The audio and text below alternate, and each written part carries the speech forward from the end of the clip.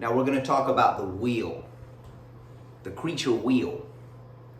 Each one of them has a wheel, just like they all have the mother technique, the figure 8, the arm over arm flower. Okay? So we're going to use an example of Tiger's wheel. Knowing this could be any of them, Tiger is going to be turning the wheel with heavy power down into the arm over arm flower, you see? Here's the wheel again on the side, right down.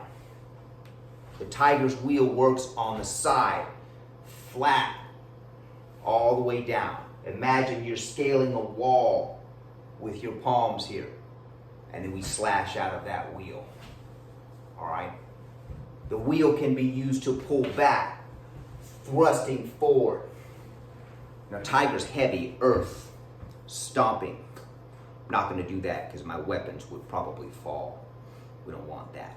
But for an example, when we pull this wheel back, we'd be stomping hard. Wah! Remember, Tiger is about ferocity. Double palms can be used closer, or they can be used at a longer range. Now remember, whenever you're stomping, there's a possibility of getting swept. But in Tiger, we're training to stomp on the sweep. So the drill is done by one person trying to sweep the other, while the practitioner or the technique is trying to step on the other's sweep. Maybe we'll cover that in a video sometime. So just to keep in mind, if you stomp your weight down, your timing has to be pretty good if your opponent is sweeping. And you never know when a sweep is going to come. Fighting is the most spontaneous human activity in existence. Anything can change. That's why we are away from combat, avoiding conflict. Now, your incentive for avoiding conflict shouldn't be because you're afraid you're going to get beaten up. Your incentive to avoid conflict is how about caring something about the world. This is why Shaolin recluse themselves away in these temples so they can serve the world better.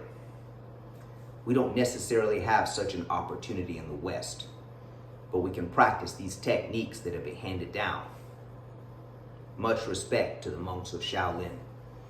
So, with more on this palm, remember Tiger attacks the bone. Tiger spends its entire time developing the bone, hardening the bone, learning to twist and turn the bones for maximum power at just the right angle. Now, the wheel can be done in any of these styles. So Tiger trains the bone because you can see the bone work in the wheel, the alignment of the bone, the focusing on that proper alignment with the heavy stance and turning. Now I'm using the stance of why I sat here with the arm over arm flower, but you could use it with a gongbu. You could use it with a T stance. You could use the wheel in a lot of different places. Long motions for blocking, striking, or short motions. So with Crane develops wind in the body, develops the breath and the mind.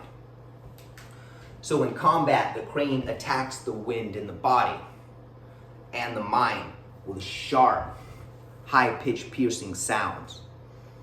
So Tiger attacks the bone. Crane attacks the breath, the wind in the body, knocking the wind out of the opponent. Or making the opponent dizzy, trying to follow the Crane's motions, right? Making the opponent have to work long cardio, wearing the opponent out with elite endurance. This is a specialty of the Crane. Conserving its energy till the last second, breaking free, causing a gap longer than the opponent would wish for, and being able to strike in that gap with its long, precision striking. Okay, so the wheel and crane is going to be lighter. Reverberation, you see the wind on the end.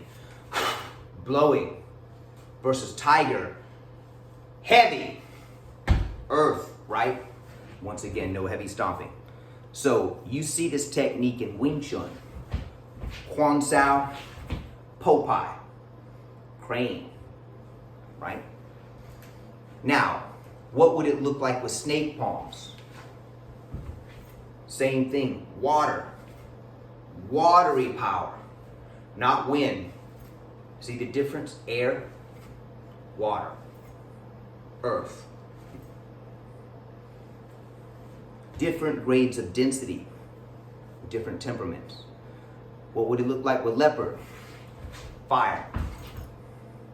Speed. Fire is thermal, right? So each of these creatures can employ the wheel. The side of every overarm flower by default has to go through this wheel. You see? Tiger's wheel, leopard's wheel.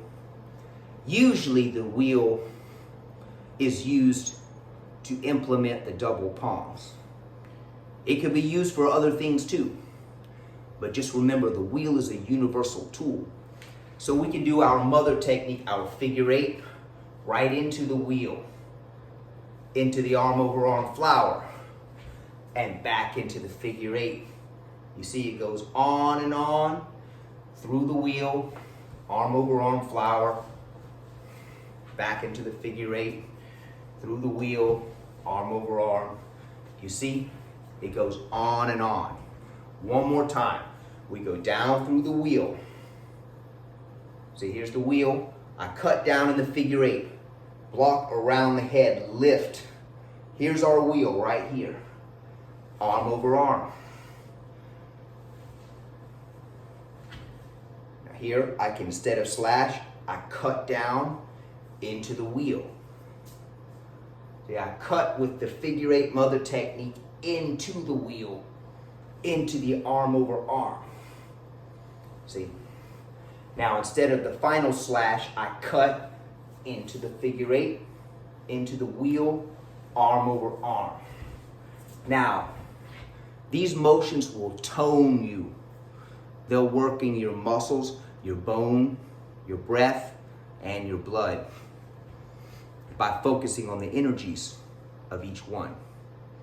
So if you found this brief video on the creature wheel and how it's employed with the mother technique and the arm over arm, click the like button.